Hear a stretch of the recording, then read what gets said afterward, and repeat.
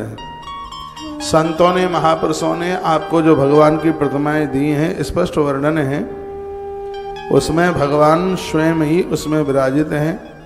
देवादेव जनार्दन अर्चावतार रूप से सर्वदा विद्यमान उस शिला में रहते हैं। वहाँ पूजा का प्रभाव बहुत काल से चलता हुआ आ रहा है। उसी प्रकार से आप भी वैसा ही व्यवहार कीजिए, कभी भी भगवान की निंदा न करें। भगवान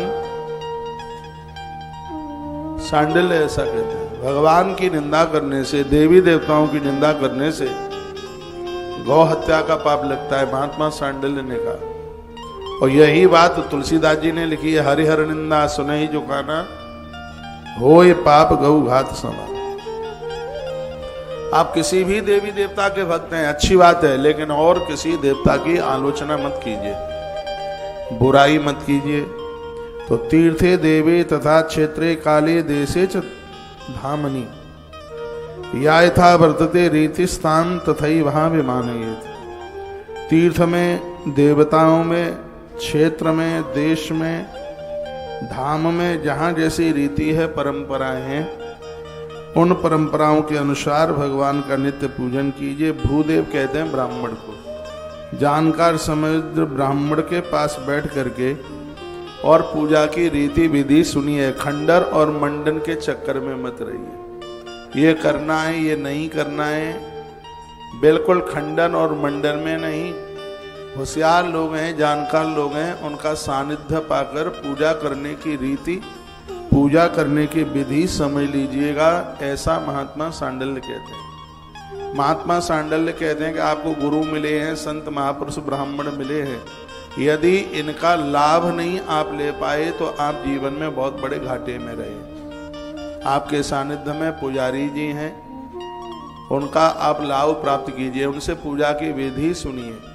इस अर्चना के ऊपर महात्मा सांडिल्य ने बहुत ज्यादा जोर दिया है।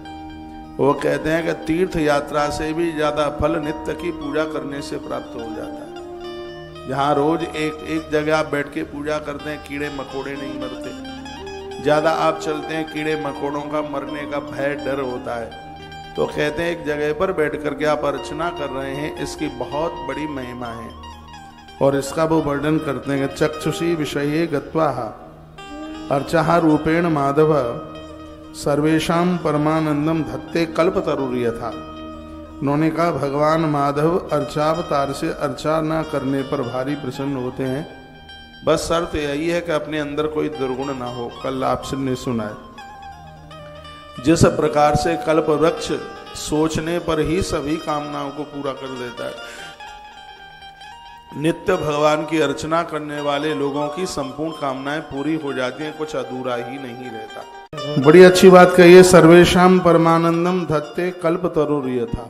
जैसे कल्पवृक्ष सभी कामनाओं को पूरा कर देता है, जैसा सोचते हैं वैसा ही पूरा हो जाता है। जो नित्य भगवान की अर्चना करते हैं और अपने पास कोई दुर्गुण नहीं उन्होंने रहने दिया है, तो ऐसे लोग अपने जीवन में जो सोचते हैं उनका वही पूरा हो जाता है। इसमें बिल्कुल संशय वाली बात नहीं।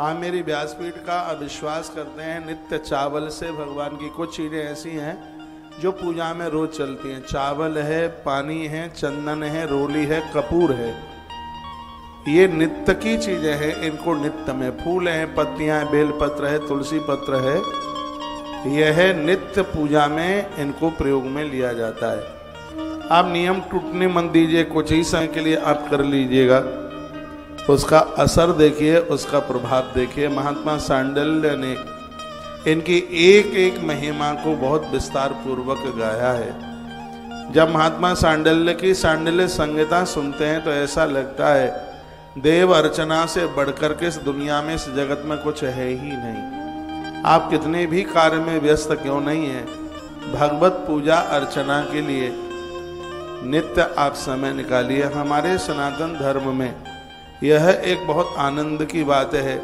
जब हम भगवान की पूजा करते हैं तो ऐसा लगता है कि प्रत्यक्ष रूप से ठाकुर जी हमारे सामने हैं।